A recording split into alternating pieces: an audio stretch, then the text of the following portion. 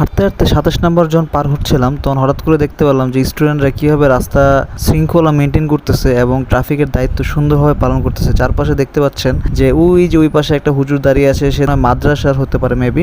So রাস্তাটা খুবই সুন্দরভাবে 27-এর মোড়টা তারা কন্ট্রোল করতেছে।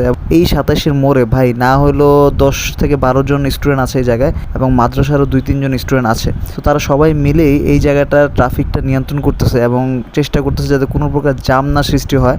কোনো সময় 27 নম্বরের এই জায়গাটায় আসে, মানে এই যে গাড়িগুলো যেখানে দাঁড়িয়ে আছে, মানে এই জায়গায় কোনো সময় তারা দাঁড়ায় না, তারা একদম মানে ডান পাশে মুখ করে দাঁড়ায়, মানে সিগন্যাল ছাড়বে আর দৌড় দিবে। আর সেই জায়গায় দেখেন কত সুন্দরভাবে নিয়ম শৃঙ্খলাভাবে গাড়িগুলো দাঁড়ায় আছে। বাম পাশে গাড়িগুলো বাম পাশে যাচ্ছে, আর ওই যে পারে গাড়িগুলো সুন্দর এই পাশে আগাচ্ছে, মানে সব শৃঙ্খলা, মানে কত সুন্দরভাবে গাড়িগুলো যাচ্ছে দেখেন, দেখতেও ভালো লাগতেছে। এবং সবাই কিন্তু স্টুডেন্টের কথা শুনতেছে দেখেন।